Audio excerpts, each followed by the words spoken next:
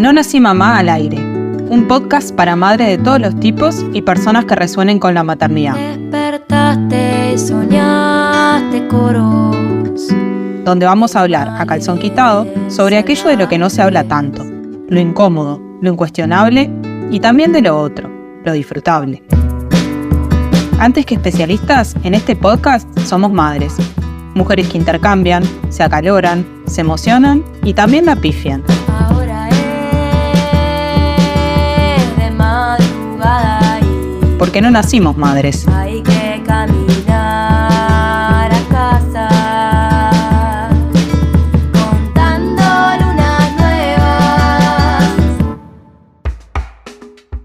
Hola, ¿cómo andan? Acá estamos en el segundo episodio de la segunda temporada de No Nací Mamá al Aire. Estamos con Nena y tenemos una invitada especial, Flor, que más adelante la vamos a presentar. Vamos a mandar un saludito a Pato, que está con su bebé, Vicente, que ya nació, así que bueno, está en su licencia maternal, disfrutando de sus peques. El tema de hoy es la lactancia materna, un tema que nos convoca por varios motivos. Que la lactancia materna es lo mejor, que el apego con la lactancia es mayor, que los niños tienen derecho a una lactancia digna y segura, que a demanda es lo más respetuoso, son algunas de las afirmaciones que circulan en los discursos sobre crianza. Estos discursos llegan con fuerza para fortalecer de alguna forma la recomendación de la Organización Mundial de la Salud de que los bebés sean amamantados de forma exclusiva durante los primeros 6 meses de vida y que luego se les vaya agregando la alimentación complementaria hasta más o menos los 2 años de vida. La imagen es muy bonita, pero ¿qué pasa cuando se monta un escenario distinto, ya sea por factores externos o por decisión propia de la madre? ¿Cuáles son las adversidades que debemos enfrentar para lograr ese cometido que parecería ser el perfecto? ¿La sociedad está preparada para bancar que las mamás amamanten de esta forma? ¿Qué consecuencias tiene este deber ser sobre la salud mental de la madre? Hablar de lactancia no es solo mencionar lo que debemos hacer para que el bebé se prenda la teta o mantener la lactancia exclusiva y a demanda. Hablar de lactancia es hablar de pechos que duelen, frustraciones, culpa y obviamente siempre mucho cansancio. Por eso en este episodio trataremos de ir un poco más lejos y poner el foco en lo crudo de esta práctica. Para eso trajimos a Flor, que ahora le voy a pasar la posta a Nela, que la va a presentar. Bueno, Flor es una amiga de la casa, es psicomotricista, es puericultora y asesora en lactancia y es mamá de 2, de una pequeña que tiene 4 años y está gestando a su segunda hija. Así que con mucha alegría y con mucha motivación para lo que va a suceder en el episodio de hoy, le damos la bienvenida. Hola Flor, ¿cómo estás? Bueno, muy bien, muchas gracias. Para mí también es un placer estar acá y siempre como poder nutrirme con ustedes y de todo lo que son las diferentes miradas. Y bueno, y como yo siempre les digo, la lactancia materna no es solo técnica, sino que es un compromiso de todas, de las que damos la teta y de los que no, de los que estamos ahí para sostener y para acompañar y para ser parte de la sociedad simplemente. Así que bueno, muy contenta y bueno, acá dispuesta totalmente para conversar. Me olvidé de decir su nombre y apellido, me acabo de dar cuenta. Ella es Florencia Burgui y la pueden encontrar en las redes como anidando.uy. Tiene muchísima información que pueden acceder de forma gratuita, que no importa en qué parte del momento de la maternidad se encuentren, seguro van a encontrar allí un montón de herramientas que les van a ser sumamente útiles.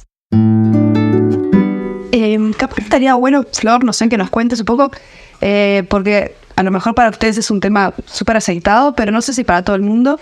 ¿Qué hace una asesora de lactancia? ¿Cuál es el rol, no? Bueno, está como muy dividido el rol, ¿no? Yo puedo contar un poquito qué hacemos a nivel general y bueno, un poco también cómo me gusta a mí darle como mi punto, ¿no? Mi punto y mi mirada a este rol, que creo que es mucho más amplio que lo que se cree. Una asesora de lactancia está preparada para acompañar todo lo que es la etapa prenatal, estamos como de preparación, de herramientas, sobre todo acompañar lo que va a ser ese inicio de la lactancia, después también en lo que es en el nacimiento mismo, en el momento de las primeras acoples y demás, y después acompañamos, bueno, todo el recorrido de la lactancia hasta lo que es el proceso de destete, que por mucho tiempo ha quedado como medio por fuera, más asociado como a las disciplinas del sueño, y en realidad, lejos de estar separado el destete de la lactancia, en realidad es complementario con todas estas, ¿no? Con todas las profesionales que se encargan de acompañar los procesos del sueño en realidad. Hay momentos obviamente donde nos llamamos más, donde hay más demanda, donde bueno, ¿no? El rol parece que tuviera más fuerza. En realidad lo que yo siempre intento es marcar desde mi presencia, o sea, desde Anidando, esto de decir, sobre todo lo que es la prevención, o sea, de cómo nos formamos, de cómo nos vamos preparando para la lactancia, que es una preparación en realidad materna más mental que física, porque física ya sabemos que no hay que hacer absolutamente nada con las tetas, o sea, hay que dejarlas quietitas como están. Nada de pasar esponja, nada de preparar los pezones, nada de... Cero. No te dicen eso. Secretaría sigue pasando, eso es lo peor. Entonces es eso, me parece que trabajar fuerte en lo que es la parte previa es lo que más me gusta, sobre todo, porque sé que es lo que tiene como mejores resultados o Claro. lo más efectivo. Como en todo lo que tiene que ver con la salud, ¿no? La prevención y la promoción son claves y cuanto más invirtamos ahí, seguramente menos vamos a necesitar después de tratamientos o acompañamientos más especializados, ¿no? ¿Y cuáles son las principales demandas que recibís? O sea, ¿cuál es la razón por la cual más te contratan, digamos? Sobre todo el dolor. O sea, cuando hay mucho dolor, es como que no hay dos opciones. O sea, no... Y generalmente tampoco hay como mucha duda, ¿no? Los acompañamientos que se concretan por dolor se concretan rápido. Bueno, tengo este dolor, tengo esta molestia, te necesito ya. Eso es como lo más habitual, en realidad. Que obviamente, nada, es la demanda que hay, pero como les decía antes, también está bueno no llegar como a ese punto de dolor, por eso trabajar como en lo previo. Y eso sería en el inicio de la lactancia. Sí, los primeros 10 días, 15 días. Ahora, el dolor en el inicio de la lactancia no es normal. ¿Que te duela? No es normal. En realidad hay que bastante eso como no se bandera, de que en realidad no. O sea, si duele. ¿Y un poquito? No. Un poquito. Solo que siempre digo. ¿No hay que como acostumbrar el pezón? No digo que no es nada. Siempre digo que hay una irritabilidad, obviamente, ¿no? Porque el pezón está nuevo. O sea, como digo, eso siempre hay como, ¿no? Como que nos reímos, pero es una parte del cuerpo que no se ha usado y de repente se usa de una forma súper tosca, brusca, porque los bebés no saben. O sea, esto de. Hoy escuchaba también que estaban hablando en un vivo del instinto materno, ¿no? O sea, y eso podemos hablar bastante, como con el tema de la lactancia está como si fuera un chicle muy pegado. Y en realidad ni la mamá sabe dar la teta, ni el bebé sabe tomar. Sí hay cosas, sí es verdad, instintivas, que bueno, el reflejo de succión y demás, pero no tiene que doler. Si duele es porque no está bien prendido o prendida. Y además como que lo que más hay que tener en cuenta es que no es que yo aguante el dolor, ¿no? Es decir, bueno, está, me la banco, recién nació, yo qué sé, necesita tomar. El dolor, además, es un indicador de que no está pasando la leche que tiene que pasar y que no hay una alimentación que está bien. Entonces, es lo que más nos tiene como que alargar. O sea, para mí el primer alarmante, obviamente, sería de que a lo mejor no tiene que aguantar el dolor. Pero, bueno, ahí nos podemos meter, ustedes tendrán más campo que yo, en que la mujer realmente aguanta el dolor. Sí. ¿Está? Y más cuando se trata... aguantar. Exacto, es aguantar. Más cuando se trata de su hijo o su hija. O sea, ¿quién va a decir no le doy por dolor a un bebé de 3 días? Hay gente que claro, que no soporta ese dolor y que termina tomando la decisión de no amamantar, quizás contrario a lo que pensaba anteriormente, o sea, antes de parir, ¿no? Y que empieza, bueno, se le suma ahí la frustración y todo porque le duele. Y que dice, no puedo dar más porque me duele. Cosa horrible y tal. Sí, tal cual. Pero no, sin duda el dolor es como, es la mayor demanda que hay. Y ahí, ¿vos lo evaluás que tiene que ver con justamente una falta de prevención o no necesariamente? No necesariamente, creo que es un combo. O sea, creo que cuando uno tiene formación, o sea, confío en eso, que cuando tenés formación decís, ok, me duele, esto lo tengo que hacer así, lo vamos a cambiar. O sea, como que accionás más rápido. Claro. Cuando no tenés esa formación previa, esas herramientas, me duele, o sea, ¿qué hago? Ahí uno entra como en el caos, y en el caos es recibir mucha desinformación, que bueno, contextualizando acá en Uruguay, todavía los equipos como de salud y demás, hay mucha desinformación. Y bueno, bien sabemos que la mujer puérpera en realidad lo que más necesita es claridad, no necesita mensajes todo el tiempo contradictorios, y en realidad es lo que se da. Yo cuando hago trabajo previo con las familias, les digo, bueno, estate preparada. Es horrible tener que decir eso, pero bueno, me parece que es parte también de acompañar. Estate preparada para que te digan esto, y vos y la asesora también lo que hace es un poco como refutar eso. bueno, no, esto no es así por esto, por esto, por esto. Porque en la previa al parto, a mí me da la impresión de que en realidad se pone mucho más el foco en preparar para el parto, ¿no? Exacto. El dolor del parto, lo que vayas a vivir, o el parto respetado, en trabajar todo eso. De la lactancia, de repente, si vas a un lugar un poco, no de la institución, porque seguramente, ¿no? De ahí puede ser que tengas una charla con una asesora en lactancia, pero que también en realidad había, en mi opinión, ¿no? O mi experiencia, era que estaba mucho más enfocado en justamente cómo hacer para que la lactancia se dé. Capaz que no tanto. ¿En cómo hacer o en que está bueno que se dé? Porque por lo menos yo lo veo más como que todo el tiempo el hincapié es en los beneficios de la lactancia materna, tanto para el niño como para la madre. Eso, y bueno, que el bebé se tiene que posicionar de tal forma. Sí, como que queda medio en lo técnico. En lo técnico, sí. Pues, y eso que dice Lila, obviamente también, mucho, ¿no? No, y Visualmente. Claro, y eso además lo que hace esto de beneficios. Incluso si vos entras en todo lo que es mi cuenta y demás y mi material, pocas veces hablo de los beneficios. Claro. Porque es algo que, no, vos entras en Google y buscas beneficios de la leche y es fácil encontrarlo. A nadie discute, como decías vos al inicio, nadie va a discutir del beneficio de la leche materna. Claro. O sea, me parece, ¿no? Sí. Estamos como todos en esa línea, pero eso carga muchísimo. Porque si vos ahí tenés millones de dificultades, pero lo único que escuchás es, ay, pero es tan bueno esta leche que vos le das. O sea, no estás como dejando abierta la ventana para que la mujer diga, bueno, quiero ver otras opciones o quiero hacer otra cosa. Cerrás bastante como la opción a aguantar, volvemos a como al mismo punto, ¿no? A aguantar el dolor y en esto del instinto materno también pienso, y también por las mujeres que llegan a la consulta, puérperas, ¿no? De la lactancia, que también es un gran expectativa versus realidad que choca así como de frente, fuertemente en muchos casos, en esto de creer que, bueno, que se iba a dar de forma natural, ¿no? Esto de poder alimentar a mi bebé a través de la lactancia y que después empiezan a aparecer dificultades y hay como una decepción, como una angustia muy, muy grande en relación a lo que se imaginaban y después con lo que se encontraron. sí, eso en realidad creo que es lo... Pero el tipo de pezón, sí, eso es algo que... Porque eso también es algo que sí. Ahí como que tenemos dos cosas, ¿no? Como dos puntos. Esto que decía Nela, que en realidad empieza a ser como el inicio de la cuestión. Porque sí, vos ya sabés todas las dificultades que podés tener y yo siempre digo, no es asustar. Yo no te voy a decir, ay, mira, te puede pasar tal cosa que es un horror antes que tengas a tu hijo o a tu hija. Pero en realidad, esto que decía Nela, ¿no? O sea, creo que lo que más termina perjudicando es cuando nos hacemos un escenario, nos pintan un escenario, tranquila, te sentás ahí y en tu mecedora espléndida sacás la teta y todo espectacular, y tu marido te trae un café, y eso no sucede, ¿no? Y en realidad ahí empieza como, porque ¿qué pasa? Estás en pleno puerperio, o sea, el puerperio acaba de iniciar. Vos imaginaste que iba a ser de una forma, no lo es. Resulta que tenés que hacer 1000 malabares para dar la teta y para tener algo de leche que supuestamente, por el simple hecho de ser mujer y tener 2 tetas, lo ibas a tener. Entonces ahí es mucho más complejo, porque capaz que vos vas a verla, o sea, yo voy a ver a esa mamá y técnicamente hay que mover la mamá para un costado y agarrar el pezón de otra forma, ¿no? Por decirles algo.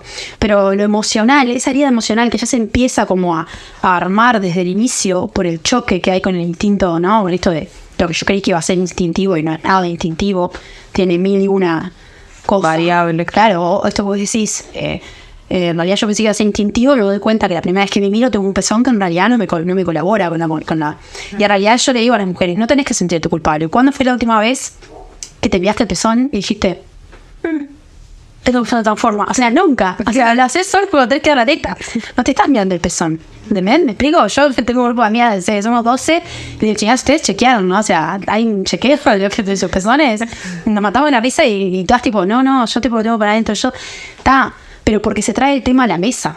¿Explico? Pero en realidad uno piensa que venimos ya como de paquete, preparada física y mentalmente para poder hacer eso. Y todas iguales, ¿no? Exacto. Entonces ahí, esto que vos traerías del instinto materno y es como la mayor dificultad. Uh-huh. Donde yo veo que en realidad mi formación como puericultora y asesora me ha dado mucho, pero también me lo ha dado como psicomotricista. Pero uno dice, bueno, que tengo que ver la psicomotricidad con las tetas, tienen cosas en común, sobre todo lo que es la imagen corporal y cómo se va construyendo todo ese proceso, ¿no? De cómo me veo yo, de cómo yo me siento, de la imagen que me hago de lo que los otros me devuelven.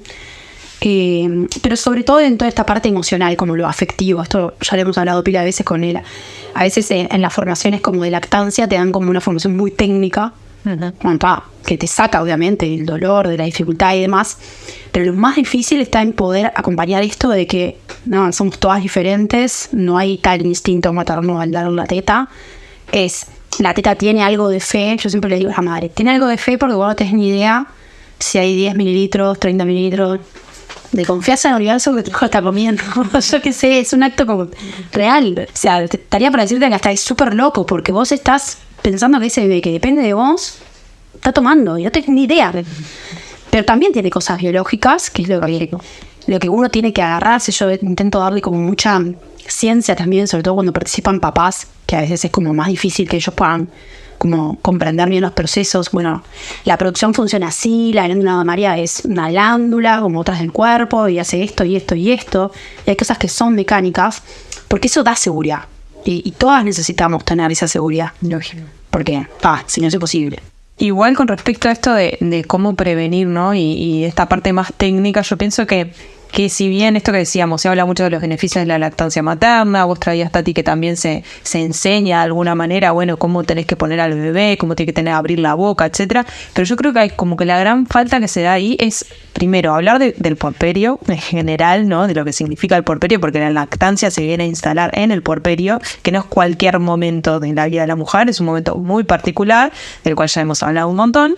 Entonces, tener en cuenta que la experiencia de dar la teta, obviamente que es singular para cada mamá, y poder traer esto de todo lo que les puede llegar a pasar emocionalmente, ¿no? Esto de bueno, que es sumamente demandante, que puede generar un montón de emociones que no son siempre placenteras, que pueden convivir con las displacenteras, como de la misma manera que yo pienso que debemos, entre comillas, prepararnos para el puerperio, ¿no? Sabiendo que todo eso puede estar y que si bien a cada una le va a pasar de forma distinta, el saber que eso es parte de lo esperable genera mucho alivio, ¿no? Sí, tal cual. Es como cuando le haces un segundo, no sé, yo todo el tiempo, ahora no, estoy entrando en el tercer trimestre y estoy como cayendo en la realidad que voy a tener una criatura, ¿no? Hasta el momento no. Pero esto es decir, me da tranquilidad saber que yo ya viví un puerperio. O sea, qué tan peor que eso puede ser. Entonces, cuando No vamos a contestar. ¿qué tan mal puede ser? Un puerperio en pandemia, agréguenle luz. O sea, en realidad, yo a veces con la segunda lactancia les digo esto, ¿no? Es como, o sea, ya viviste un montón de cosas, pero igual, o sea, como vos haces la risa, cuando hay dificultades, ¿qué está pasando, no? Hoy vos me preguntabas, Tatina, cuando nos juntamos antes, esto de los años casi que está, ¿no? Como el rol de la asesora en lactancia, ¿no? Entonces, hay muchas familias que me están contratando ahora que tienen niños de 6, 7, 8 años y que vivieron una lactancia horrible. O sea, la describen como horrible, ¿no? Espantosa, frustrante, no hay otras palabras. Entonces ahora, a lo que voy es esto, ¿no?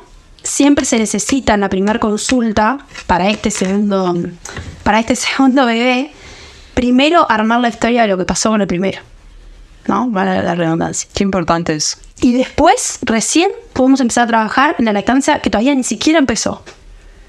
Y ahí tenemos un porcentaje complejo de éxito, porque está la otra lactancia. Sí, interfiriendo.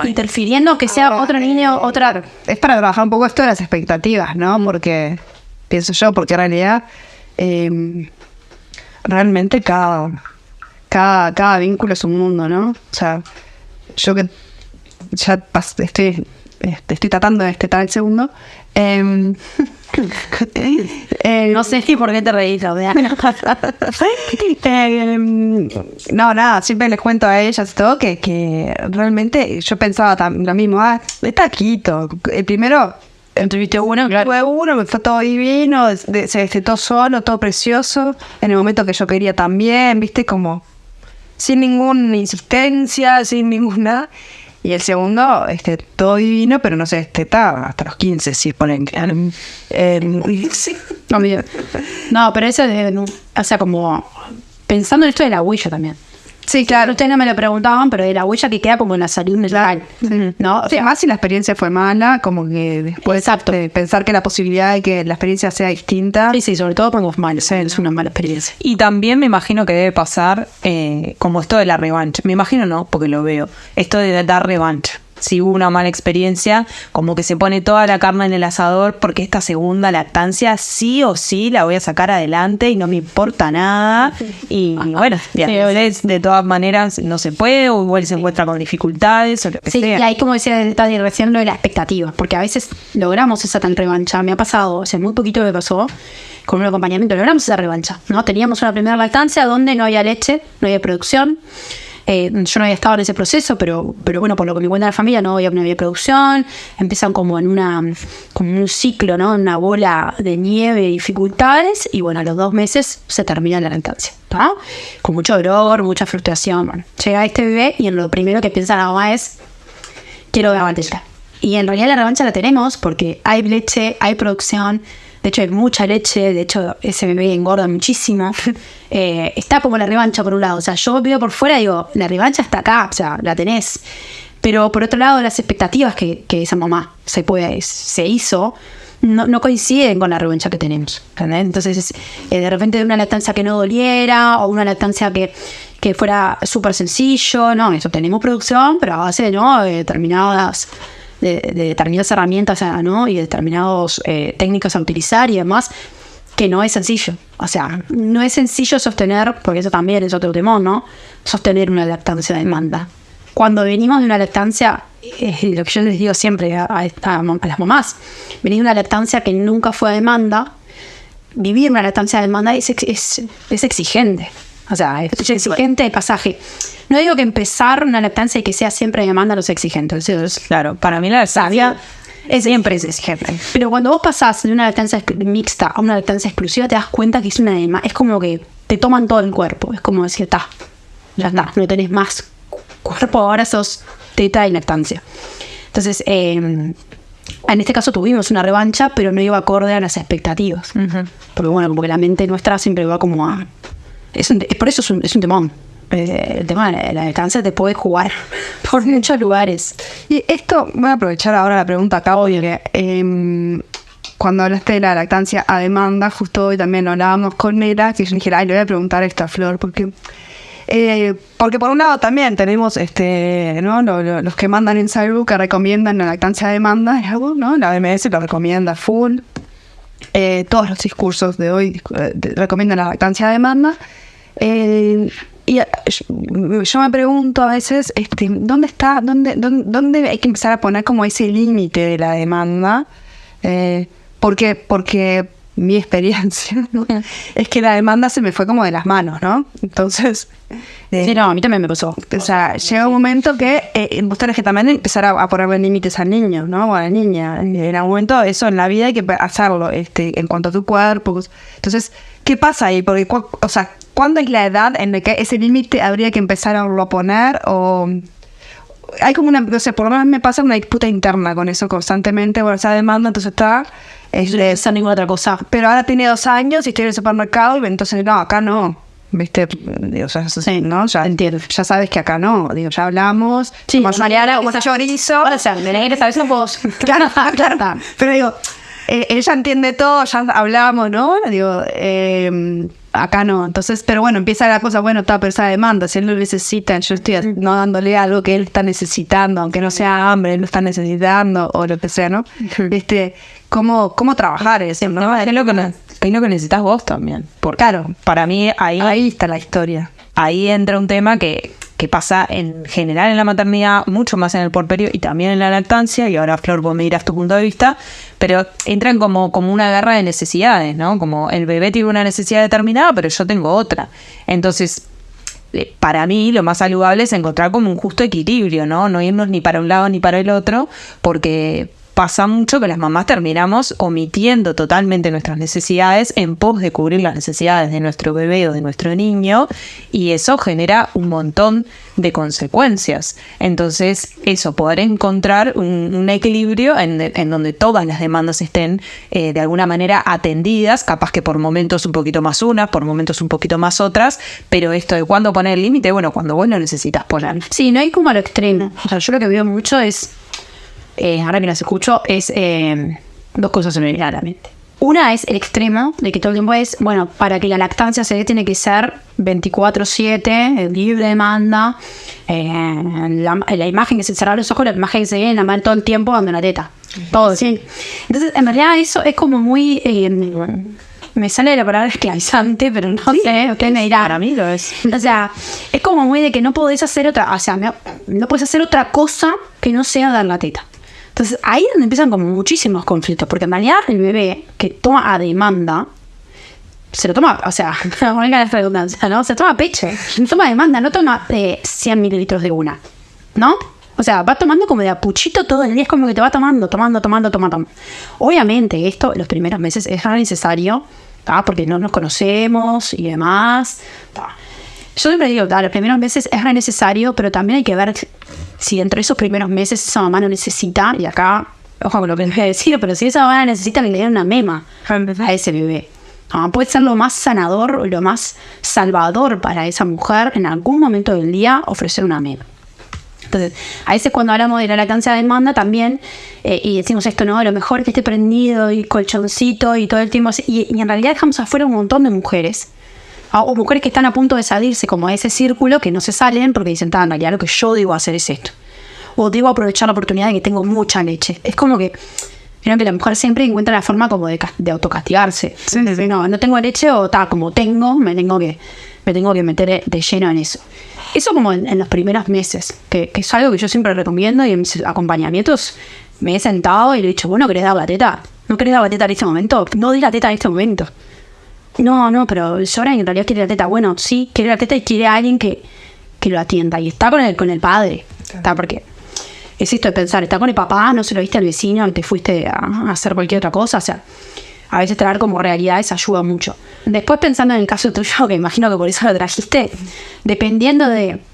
Yo, por ejemplo, siempre digo, yo no acompaño procesos de destete en momentos claves. No acompaño un proceso de destete a los 8 meses, salvo que sea algo grave y algo de salud. No lo fomento. Claro que está toda la crisis de separación, que hay como un momento evolutivo que está recontra estudiado por todos lados. Ahí no fomento que se haga un proceso de destete ahí.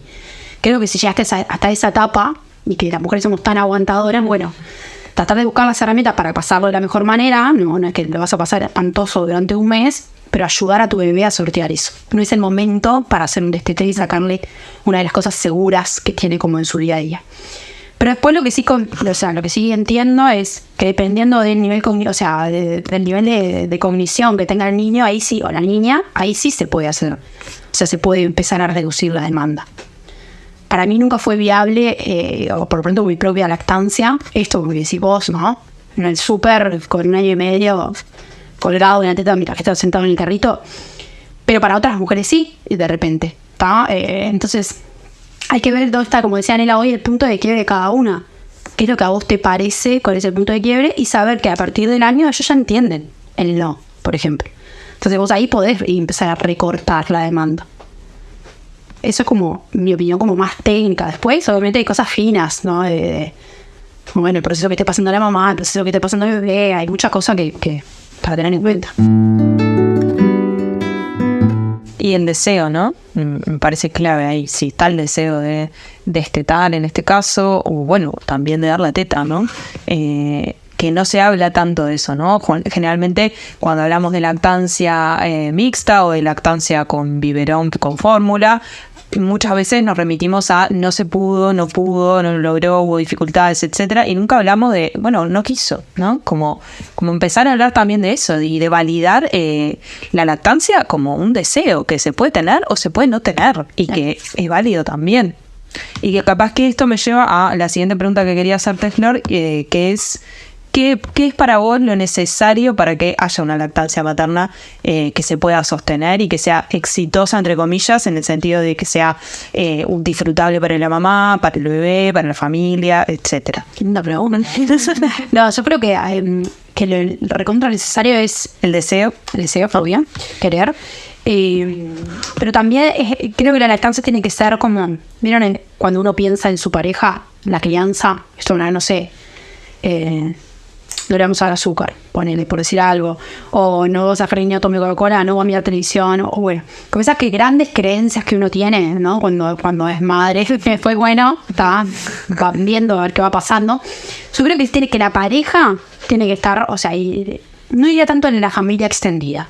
Las personas que maternan dentro del hogar tienen que estar, o sea, muy, muy conectadas con la situación. Creo que no tengo un índice, me encantaría poder hacerlo, pero creo que hay un gran porcentaje de lactancias que fracasan porque la persona que acompaña no acompaña en realidad. Lo que hace es brindar herramientas. Esto es como brindar herramientas en el sentido, bueno, te alcanza un ordenador, te sostengo al niño cuando llora, como el rol del sujetador. Te agarra la criatura cuando vos no puedes hacerlo, porque te queda al baño o demás.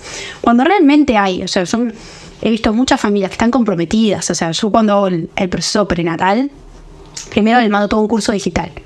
Ellos lo miran y después tenemos como otro encuentro. Cuando vos ves que el padre, o a veces es otra mamá, o a veces es una tía, me ha pasado con abuelas que se comen todo el curso, te hacen preguntas y dices, esta persona miró. O sea, tiene idea de lo que yo estoy diciendo de los biberones. De que no puedes poner una mema al segundo día de vida si quieres tener una lactancia. Dentro de lo esperado, si está todo dentro de lo esperado. Creo que ahí es cuando la lactancia funciona. Cuando hay un equipo fuerte que confía en por qué estás tan empeñado en darle teta. Porque cuando venga la dificultad, vos vas a necesitar al lado a alguien que te diga, esto va a pasar, va a pasar. ¿Por qué te parece si hacemos tal cosa que vimos en el curso? O si vamos a conseguir otro almohadón, capaz que este almohadón es una garra, no sirve de nada. Cuando vos tenés una persona al lado que te ilumina, porque vos estás en puerperio y no estás en un momento de claridad total y estás como muy metida en la situación. Tenés una persona dentro de tu misma casa que no solo te da herramientas de objetos, no solo te da objetos, sino que viene y te ayuda. Ahí es cuando funcionan las estancias. Estoy como, pero 100% convencida de eso. Sea la persona que sea, muchas veces es una familia formada por mamá y papá, y no es el papá, y es la abuela que va a estar ahí todo el tiempo y va. Primero te estará una abuela, le echar con todo lo que la abuela trae, de lo que le pasó, de la lactancia y demás, pero y es la abuela la que da ese sostén. Exacto. Incluso yo lo pensaba también como si pusiésemos a la familia nuclear, ¿no? A esta mamá que está amamantando con esa pareja, pongamos que hay una pareja, como el primer círculo, ¿no? Y pensando como en un diagrama como de círculos concéntricos, espero que se entienda, hay otro círculo un poquito más afuera, ¿no? Que tiene que ver capaz con la familia ampliada o también con las instituciones o los profesionales de la salud, que también, ¿no? Capaz que en menor medida, pero o no, van a influir ahí también en esa lactancia, ¿no? No es lo mismo que cuando vos tenés a tu bebé en el hospital, te encuentres con una mirada empática por parte de los profesionales que te atienden, etcétera, a que sí, al revés, te dicen, no, esto lo estás haciendo mal, o no vas a poder dar de mamar, o ya te están dando un consejo, no sé, usa los intermediarios, lo que sea. Ya desde ahí vamos, como de alguna manera, como construyendo una mirada propia de esa mamá con respecto a su lactancia, como influida por un montón de variables, ¿no? Y a eso le podemos poner muchos más círculos concéntricos, pensando en la comunidad toda, pensando en la sociedad, pensando en las leyes que hay en relación a cómo acompañar esas lactancias, ¿no? Como que son muchas las variables, más desde lo micro hasta más lo macro, que van de alguna manera a impactar de forma positiva o no en ese proceso de lactancia, ¿no? Sí, tal cual. En esto que vos decías, estoy pensando en la figura de lo que son los neonatólogos, sobre todo, que son los primeros médicos que están en contacto con los bebés, y cómo hoy en día se hace recontra necesario. Sé que hace unos años no era así, cada uno iba y bueno, lo tendría el neonatólogo que tocaba de turno, pero como cada vez se hace más necesario saber qué equipo de profesionales hay en cada mutuarista o en cada servicio de salud para poder tratar de elegir el que va más alineado a lo que nosotros queremos. Y esto no solo en lactancia, sino después lo puede llevar a movimiento libre, a crianza, a la alimentación complementaria, ¿no? Hay gente que hoy en día todavía sigue diciendo que el niño a los 4 meses puede comer. Entonces, me parece que está bueno que cada uno... También pediátrico, medio que te mandan empezar a comer Sí. casi a los 5. Sí, para que vayas practicando. Sí. Entonces, me parece que también como mujer poder buscar eso. Hay muchas redes, hoy hay muchas personas que se le puede preguntar. Soy de tal mutualista, ¿quién me recomendás? Varias cosas que quería comentar. Una, esto que dice Anela, tal cual yo leí por ahí, ahora no me acuerdo dónde lo leí, pero leí por ahí que como que el fracaso de la lactancia materna exclusiva también se veía mucho. Vos decís, bueno, lo que vos ves es ahí en lo micro, ¿no? En la pareja, cuando no hay un apoyo por parte de la pareja. Pero también yo leí por ahí que hablaba mucho de que también cuando las instituciones o la sociedad en sí no estaba como preparada de una forma para poder sostener eso, ¿no? Muchas veces con las leyes laborales, las salas de lactancia, todo esto, ¿no? Sí, como que tiene etapas, porque en realidad, si vos tenés una pareja que te acompaña en todo el proceso, eso va a ser recontrapositivo. Pero para un inicio, necesitas el apoyo del médico, el neonatólogo. Porque esto yo siempre lo hablo, es algo que pongo mucho hincapié. No hay peor cosa que ver cuando empiezan a tu bebé. Porque ahí te cae, como que todo el peso de la alimentación cae en tu nuca. No importa nada. O sea, la que mira el peso es la madre, generalmente. Parece, ¿cuánto pesó? Está.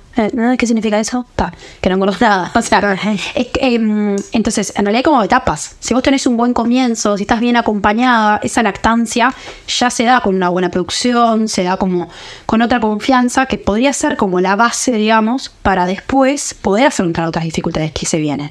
Porque vos pasás los primeros 2 meses, que son súper complicados, y llegas al tercer mes y te tenés que ir a trabajar. Y tenés que ir a trabajar y no tenés donde ordeñarte, por no te dan la media hora.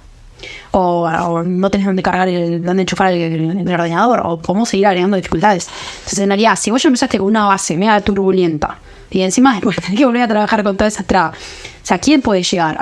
Es que parece una carrera de obstáculos, No, claro. Y no solo a nivel práctico, de por ejemplo, no tengo sala de lactancia o no sé dónde enchufar la ordeñadora, sino como de mental, ¿no? Nuestro, o yo veo mucho, por ejemplo, compañeras de trabajo que no se toman la hora de lactancia porque tienen que... Porque en realidad, supuestamente estamos preparados, porque legalmente vos tenés esa hora de lactancia, por ejemplo. Sin embargo, a nivel de producción laboral, te exigen lo mismo. O sea, no es que te vayan a exigir menos tomando en cuenta eso. Difícil que eso, no sé, capaz en algunos espacios, pero si sos empleada de un lugar, una empresa privada, seguramente la producción vaya a ser la misma, la que te vayan a pedir. Entonces juega eso de que, bueno, o trabajo desde casa, o sigo trabajando más horas, o no me tomo la hora porque en realidad me siento mal porque no puedo cumplir con mi trabajo. Hoy la mirada de los compañeros, y ahí remitimos al episodio de nuestra primera temporada de podcast, que es Maternidad y Trabajo, donde hablamos mucho de esto, ¿no? De la vuelta al trabajo, todo lo que significa, todas las dificultades, etcétera. Para empezar a hablar del complemento, que me parece que, por supuesto, tenemos que hablar de los complementos si estamos hablando de lactancia.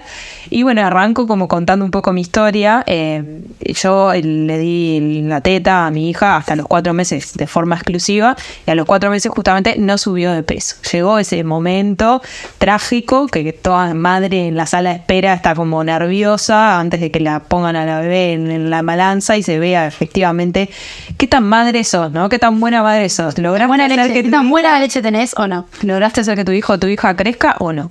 Bueno, en el caso de José, a los 4 meses no aumentó ni un solo gramo con respecto al control anterior.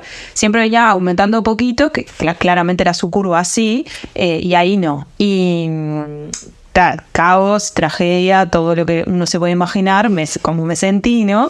Y la recomendación de la pediatra, lo traigo también por el punto que estábamos tratando, de qué pasa con los profesionales con los que nos atendemos y qué mirada tienen y cómo eso nos afecta. Bueno, la recomendación de la pediatra fue empezar a darle una memita, que podía ser de mi leche o de complemento, toditas las tomas. Parecía como algo muy inocente, ¿no? Una memita de 30 mililitros, pero a cada toma. Una bebé de 4 meses que tomaba a cada rato. Entonces era como imposible. Obviamente yo fui atrás de lo imposible y sostuve unas cuantas semanas darle una memita de mi leche. Me agoté el banco de leche que Doy fe, Marianela, sacándose a 2 manos. me alquilé una ordenadora que tenía dos cositos. Ibas con la ordenadora para todos lados, día y noche, solamente pensando en la teta, solamente pensando en la leche, en la extracción, extrayéndome a las 4 de la mañana porque era mejor la producción en ese momento, etcétera, etcétera. Me licencié psiquiátricamente porque estaba descompensada, pero además porque necesitaba no ir a trabajar para poder extraerme toda esa leche. O sea, llegué a un punto totalmente caótico, de mucha angustia, de mucha frustración y sobre todo de sentir que no podía darle complemento, ¿no? Y yo lo escribo en un post que está ahí en nuestra cuenta de No Nací Mamá, esto de tenía la lata ahí en la repisa de la cocina que me miraba y me desafiaba, ¿no? Como, ¿me vas a usar o no me vas a usar? Y esto de tengo que poder lograrlo, y realmente dejé mucho de mí y de mi salud mental ahí, hasta que, bueno, en algún momento cedí y dije, ya está.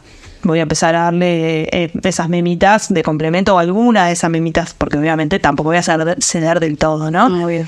Y bueno, después empezó la alimentación complementaria, le dejé de dar memas, solamente tomaba la teta, etcétera. Pero digo, ¿cuánto de esto ocurre, no? ¿Cuánto corremos nuestros límites y qué tan endemoniada está la figura del complemento? Le pregunto, Flor, ¿cómo lo ves vos? Sí, está muy endemoniada la fibra de complemento. Sí, hay como dos versiones, o sea, está endemoniada y también hay como otra versión de que está muy como vía libre. Para mí, como toda herramienta, el complemento usado a tiempo, obviamente es súper positivo, y en esto que vos contás, yo no te conocía en ese momento, pero en realidad también hay que pensar de que ella ya venía con esa curva, de repente se puede haber hecho algo antes, como para no llegar a ese punto, ¿no? De sí o sí hay que dar una mema en todas las tomas porque, ¿no?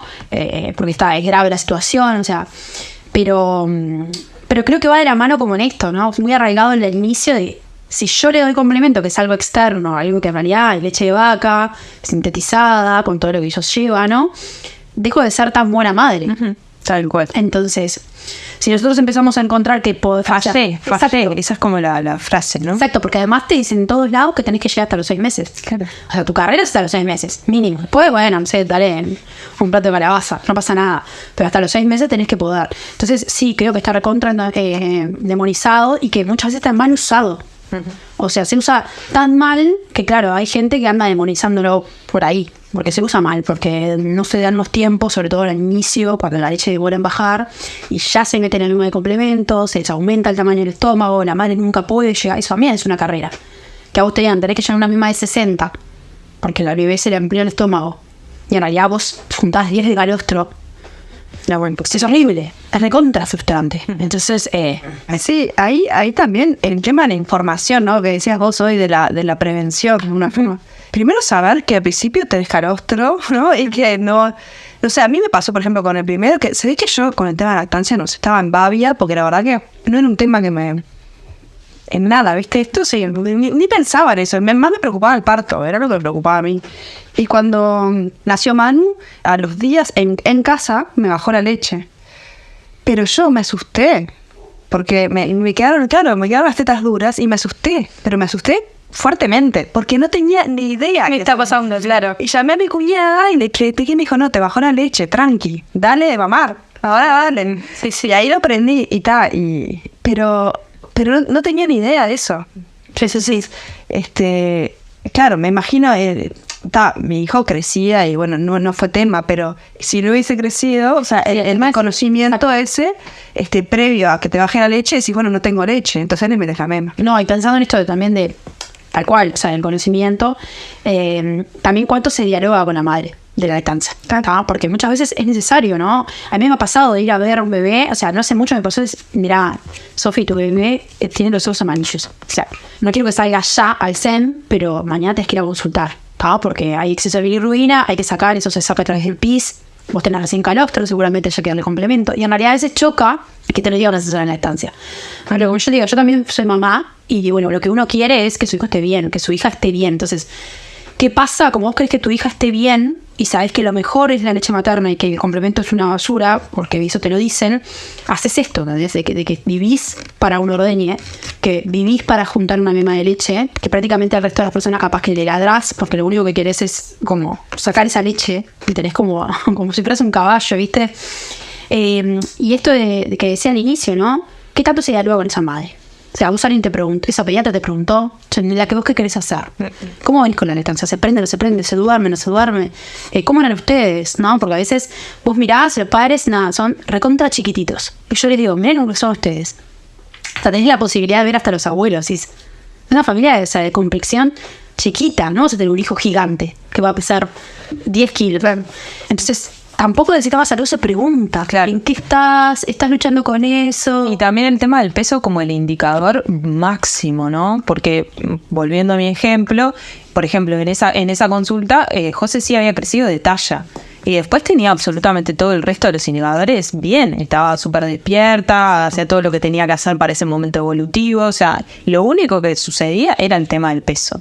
Entonces, ¿cuánto peso, valga la redundancia, se le da al peso, ¿no? Y realmente creo que hay muchas otras cosas a tener en cuenta y hay otro tipo de monitoreo. Porque a mí también me mandó esa indicación y creo que yo no la veía por 2 o 3 semanas. Capaz que hubiera sido mucho mejor vernos a la semana siguiente y ver qué pasaba con eso. Obvio. Pero ahí, en esto que vos decías, Flor, de la madre siempre quiere lo mejor para su hijo, yo creo que cuando se instala la duda de si mi hijo se está alimentando o no se está alimentando, ya está. Es como, es muy difícil de lidiar con eso. Es como, me estás diciendo que hay una solución segura para esto, porque la teta transparente no es, entonces yo no sé, cuando está, incluso aunque esté mucho rato en la teta, no sé cuánto toma, y vos me estás dando otra solución que es ponerle esta botellita de fórmula y seguro se la va a tomar porque la estás viendo y la botella sí es transparente y ves que se la tomó, está. Frente a la duda, vos decís, bueno, voy por este camino. Aunque no esté tan convencida, aunque quiera dar la teta, aunque lo que sea, te tira eso de esto es seguro y lo otro no.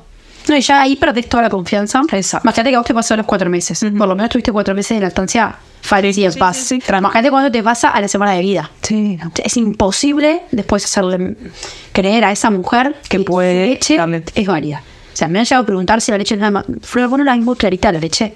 ¿No te parece que es poco? Y llevarle estudios y decir, mira, todas tenemos capacidad de tener una buena, o sea, tenemos la misma capacidad de tener una buena leche. ¿No? O sea, la que puede quedar mejor o peor es el cuerpo materno en realidad. El cuerpo va a sacar la leche de mejor calidad. Después vos, si estás bien alimentada, mal alimentada, nada, quedarás de tal forma o tal otra. Pero en realidad la leche siempre es buena y eso se instala. Muchas veces se dice, gran mito eso. Muchas veces leche no lo engorda, la leche no lo es buena. Sí, bien de abuelas eso, ¿no? No estoy matizando, o sea, No, pero digo, no. No, pero es que, mirá que de los médicos también. También quise decir abuela, Según eso más de bien. realidad generacional. Sí, sí. Porque los médicos también capaz que una cuestión es de edad nomás. Me estaba refiriendo a eso, no por la figura de la abuela, pero La abuela. sí, pero bien de que, no sé, Bien de mito, eso es mito. pero muy genuino, ¿no? Porque cuando de repente, cuando nosotros nacimos, la lactancia materna no era algo que más se fomentaba, yo qué sé. Claro. No, incluso hay una desinformación hasta en cosas que están estudiadas, ¿no? La digestión del complemento. La digestión del complemento se sabe que son de 3 horas para arriba. La digestión de la leche materna, 1 hora y media, ¿tá? O sea, mucho menos es la digestión, porque ya viene con, digamos, el preparado para hacer una digestión mucho más sana. ¿A qué se lleva esto? Muy comúnmente a que en realidad, claro, a la hora y media tiene hambre porque no le llenó. Claro. Con el complemento queda seco. Esa es como la concepción, ¿viste? ¿Viste cómo duerme cuando toma complemento? Y porque... caso cabo. Claro, el cuerpo es como si te hubieras acostado a dormir con 3 platos de guiso. Claro. El cuerpo está entero para la digestión. El niño o la niña que toma leche materna está mucho más alerta, que es lo que necesita un niño los primeros meses. Estar alerta por si su cuerpo falla de alguna forma. Claro. Que ojo con esto, porque esto también tomado o escuchado por alguien que está pasando un mal momento y dice, no le doy el complemento. No, ¿qué hago? No le doy el complemento porque no va a reaccionar. Entonces yo ahí lo que siempre les digo es tratar de como hacer un mix. Si tienen que tomar complemento, tomarlos en un momento donde vos estás más disponible, donde estás más alerta, tratar de que no sea siempre en la noche, que a veces la indicación es que el complemento sea en la noche para que duerma más. Ahí podrán venir todas las profesionales del sueño a decir que eso es un mito, o sea, le puedes dar 300 mililitros de complemento que si el niño se quiere despertar, se va a despertar. O sea, no hay dos lecturas. Entonces, esto, tenés que darle complemento, dáselo teniendo en cuenta determinadas cosas. No es todo como... Yo lo que veo con el sistema médico es que todo es modo receta. Estaba así, dale, a ver cuánto pesa, Está. 4 pesas, bueno, dale tanto, dale 120 cada 3 horas. Claro, súper estresante. Nada, no te preguntan si de tarde come mejor, si toma teta mejor de mañana, si vos ves que sale mejor el pañal, no hay un seguimiento. Entonces, por eso termina siendo la figura del complemento también demonizándose, porque lo que se sabe es que una vez que el complemento entra en tu vida es muy difícil que salga. Es como eso que entró y decís, ¿cómo voy a hacer yo para sacar esto? O sea, va a ser mucho esfuerzo. Como la teta misma.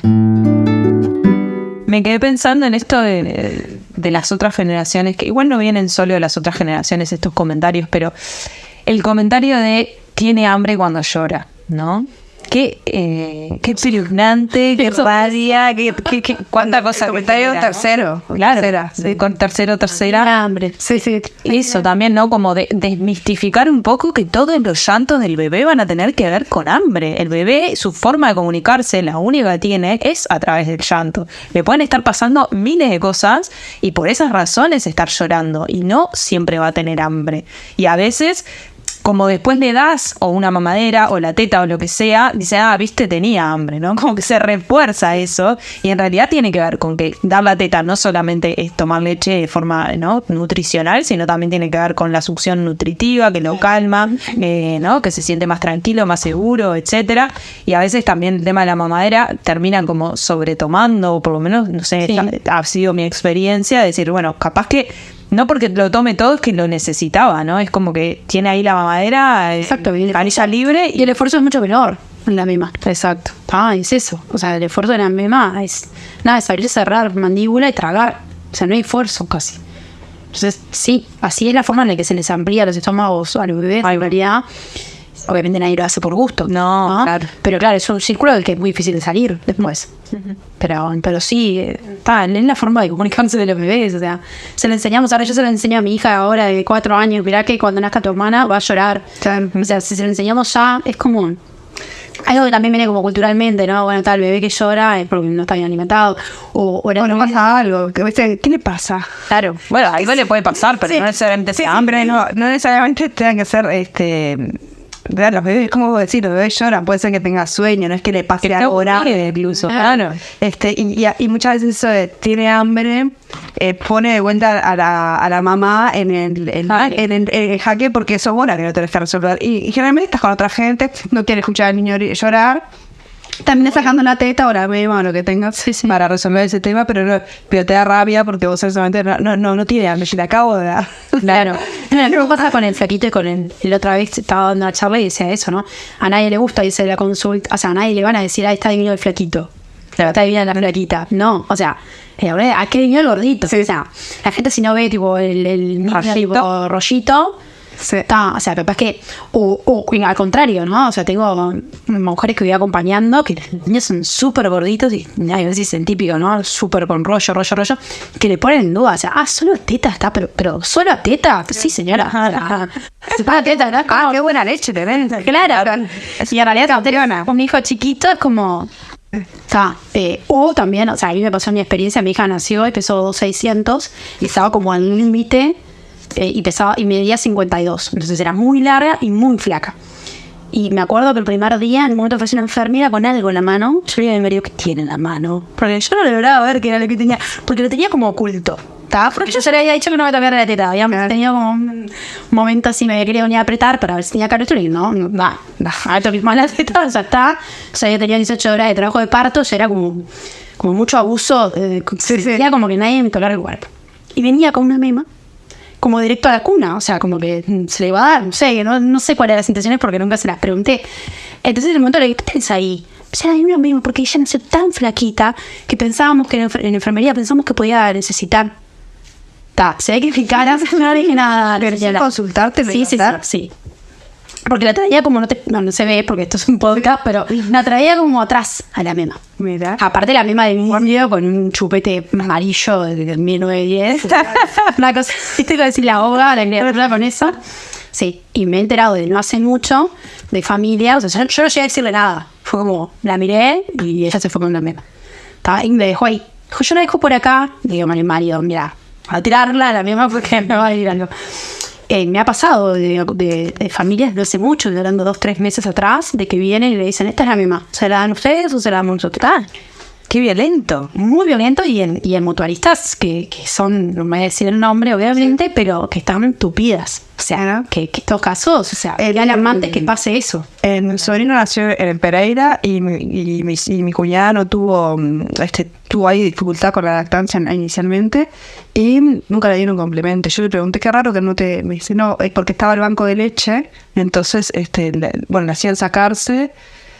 Sí, o seguro llaman a ella, llaman a una asesora. O sea, la atención es buena, Ana Pérez. Sí. O sea, llaman a una asesora, contactan a alguien que te venga a dar una mano o una enfermera de esas que saben por experiencia.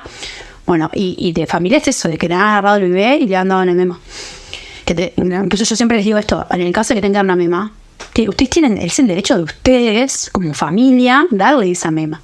Porque también, yo siempre les digo, con coherencia, ¿no? Si hay un bebé que le bajó el azúcar en sangre, que yo qué sé, que pasan determinadas situaciones, obviamente la misma es recontra bienvenida y la pedís vos, o sea, incluso.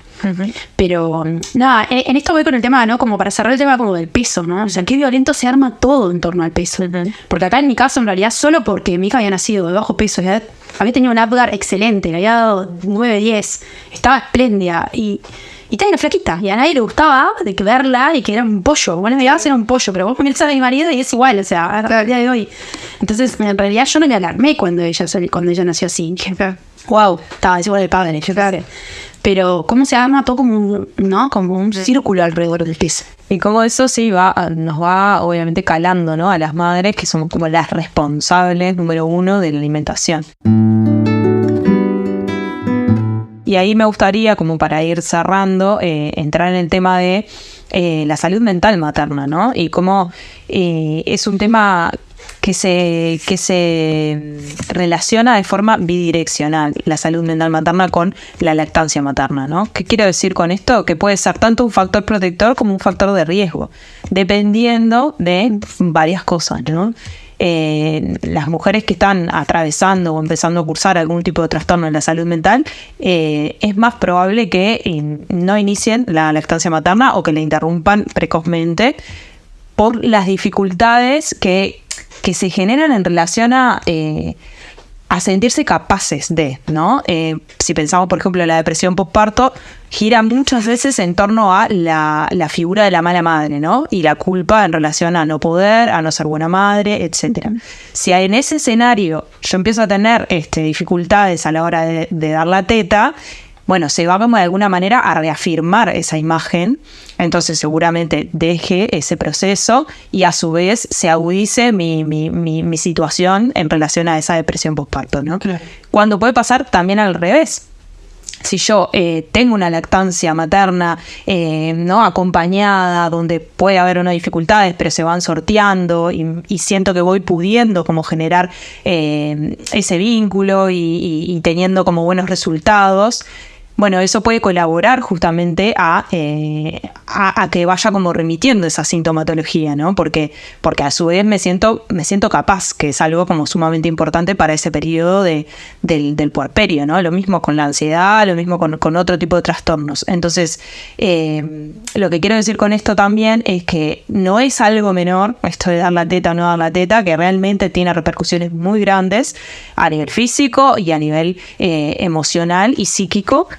Por ejemplo, en esto que estoy trayendo, ¿no? Además de todo lo que tiene que ver como con lo hormonal, ¿no? Porque cuando damos la teta también segregamos un montón de hormonas, etcétera, que también colaboran a determinados estados de ánimo, a poder relajarnos más, a atravesar los momentos de estrés de otro tipo de maneras. Entonces, tiene un montón de beneficios en ese sentido, siempre y cuando no caiga yo como en ese personaje de mala madre y me empiece a sentir esa culpa de no poder lograrlo. Entonces sí será importante acompañar de forma respetuosa y singular a cada una de esas mamás que están atravesando ese proceso de lactancia, teniendo en cuenta todas estas cosas, ¿no? Y también entender que la lactancia es una vivencia muy personal y que tiene que ver también con nuestra historia de vida y que tiene que ver con nuestra historia de nuestra sexualidad, porque forma parte de nuestra sexualidad y se puede dar, por ejemplo, que una mujer que sufrió situaciones de abuso o de violencia tenga muchas dificultades en dar la teta, por lo que implica poner el cuerpo, por lo que implica exponerse a ese nivel de intimidad en esa situación de dar de mamar, que implica una zona erógena, que también está todo eso en juego. Entonces no es A más B, es sumamente complejo, va a tener que ver con un montón de variables y así de cuidadosa debería ser como la mirada que quienes forman parte de ese entorno cercano o no tan cercano deberían de tener para con esa mamá, ¿no? Por eso también a mí me interesaba conocer un poco cómo era la mirada de las instituciones médicas a las asesoras de lactancia, que en realidad podrían, tan importantes en realidad para poder aportar en esa construcción de ese vínculo, ¿no? Lactante-madre, de forma positiva. Porque por lo que yo tengo entendido, pero muy por fuera, eso, o sea, si no estás vinculada un poco a estos temas, o sea, asesora de lactancia para mí nadie te habla, no es que te hablen en el hospital cuando parís. Si tenés alguna dificultad, es difícil que una enfermera o que un médico te diga, ¿por qué no llamás a una asesora de lactancia? Sí. Creo yo, capaz que me estoy equivocando. El tema de salud, o sea, hay la gran mayoría de motoristas tienen asesora de lactancia, creo que hay algunas nomás que no tienen, pero se trata como de un servicio como muy puntual. Es como que viene el otro día, a mí me acuerdo que vino esa vez, sí, pero yo estaba en Bavian, ni bola. Exacto, es un servicio muy puntual.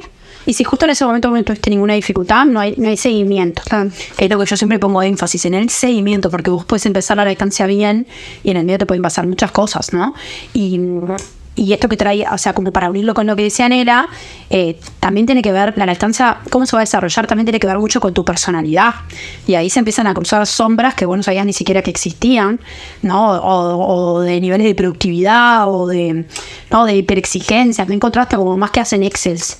O sea, hacen planillas Excel para controlar las tomas. O sea, ay, sí. Y nosotros decimos, ahora nosotras mismas. No, que en realidad, claro, yo tengo una amiga que es arquitecta y siempre le digo, mira, yo a vos no te voy a acompañar ni muerta. Porque ella es A más B, C, no informa, le digo, no, marchaste. O sea, con la lactancia no, te recomiendo a la mejor, pero no soy yo. Entonces esto, que me parece que como una no sabe por qué lado te va a pegar realmente, qué de tu personalidad va a empezar a tocar, o qué fibra va a tocar, o qué construcción, ¿no? Porque también está, esto ya lo hemos hablado en otro episodio, ¿no? Pero también está todo ese vínculo que vos tuviste con tu mamá.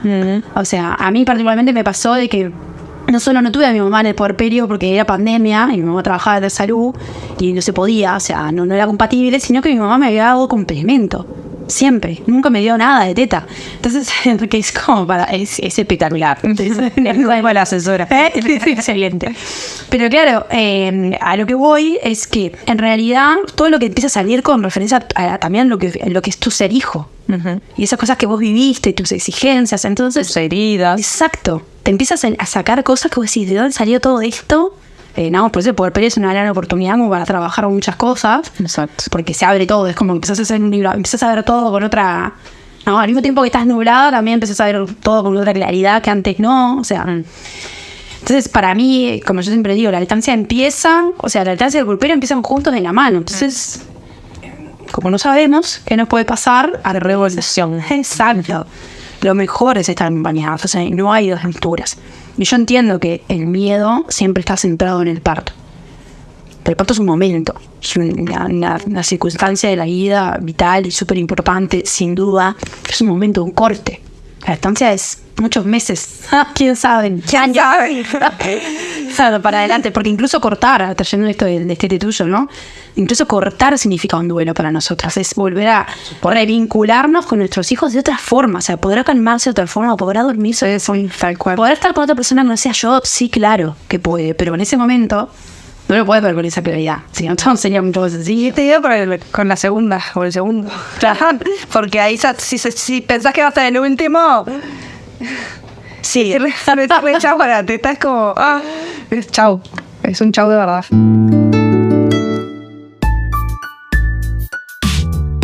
Bueno, la verdad que tremendo aporte para mí. Capaz que yo que estoy un poco más lejos del tema porque no trabajo con estos temas más que el podcast, pero en realidad no soy de No Nací Mamá, no soy psicóloga. Me parece tremendo aporte para las puerperas que lo están escuchando. No, muy bien. Sí, sí, no todos tenemos que estar, o sea, no. Con nadie es esto, ¿no? Como para cerrar, yo pienso que nadie nace sabiendo ser mamá. No nació mamá. No, y mucho menos anda la teta. O sea, no sabemos cómo dar la teta. Punto. Y no tenemos por qué saberlo. Incluso muchas de nosotras nunca vimos a alguien dar la teta antes. Es cierto. Entonces, jugamos con las muñecas dándole misma. Entonces, ahora el cambio es esto, ¿no? De que si tus hijos juegan a quedar la teta, dices, wow, algo estoy haciendo bien. Y te digo, serán un poco de teta y un poco mema. Es espectacular.